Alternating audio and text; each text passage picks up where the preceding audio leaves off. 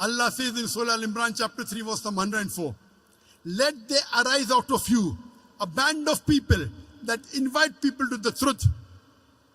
Let there arise out of the ummah a band of people that invite people to the truth, forbid them from doing what is wrong. These are the people that shall attain felicity. Here Allah is talking about full-time dais. How we have full-time doctors, full-time engineers, full-time lawyers, full-time businessmen. How many full-time dais do you have? You can count them on your fingertips. How many international full-time dais do we have? You can count them on your fingertips. To be a doctor, you want to go and study in the medical college for 5 years. To be an engineer, you want to study for 3 to 4 years. Dai, you want to become overnight. Why? So Allah is talking here, being a part-time dai according to Surah Al-Asr is a fard on every Muslim. But here in Surah Imran chapter 3 verse 104, Allah is talking about full-time dais. Let there arise out of you full-time dais. And Allah says, these are the people who shall attain felicity, will be given a higher status in Jannah. Allah says in Surah Nahl chapter 16 verse 125, Udu ila sabili rabbika bil hikmah wal mau'izatil hasana wajadun billati ahsan. Invite all to the way of thy Lord with wisdom and beautiful preaching, and argue with them and reason with them in the ways that are best and most gracious. Here Allah subhanahu wa ta'ala is giving you another strategy of dawah. Udu ila sabili rabbika bil hikmah. Invite all to the way of thy Lord with wisdom. Wal mau'izatil hasana, and with beautiful preaching. Wajadun billati ahsan, and invite and argue with them and debate with them in the ways that are best and most gracious. This is one of the strategies Allah is talking about dawah.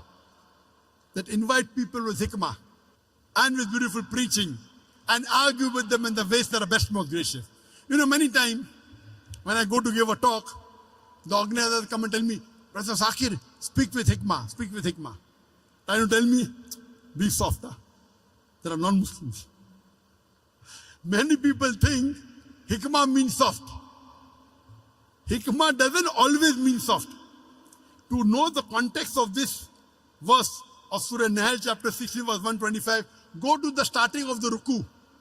If you go few verses before, Surah Nahl chapter 16 verse number 119-20 onwards, it says, in Prophet Abraham is a beautiful example. That means, example of Abraham alayhi salam is beautiful. How he did dawah with the non-Muslims, with the pagans. He said that I want to worship sun.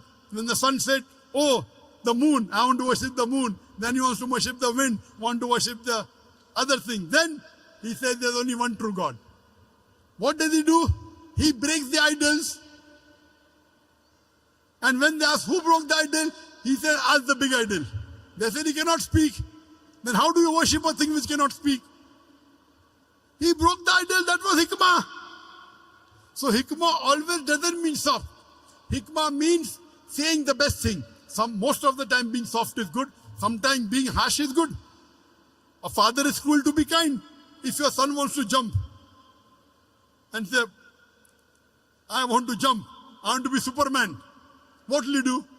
Oh, take toffee, don't jump. No, I want to jump. You will give one tight slap. Sit down. No, I want to jump. I want to fly in the air. You will give one slap. Why? A father is cruel to be kind. Because slapping is the best, otherwise he'll die. So sometimes they have to be tough. Most of the time soft. So we as dais, we know our job. Allah says in Surah Nahl chapter 21 verse number 7 and Surah Nahl chapter 16 verse number 43 and Surah Anbiya chapter 21 verse number 7, Fas'alu ahli zikri in kuntum la ta'lamun. If you don't know, ask the person who is knowledgeable. This is my job. It's my profession. Being a dai. He could, Brother Zakir, speak with hikmah. Telling me. I know what is hikmah. He doesn't know the Quran. So hikmah, most of the time is soft, but sometimes you have to be tough.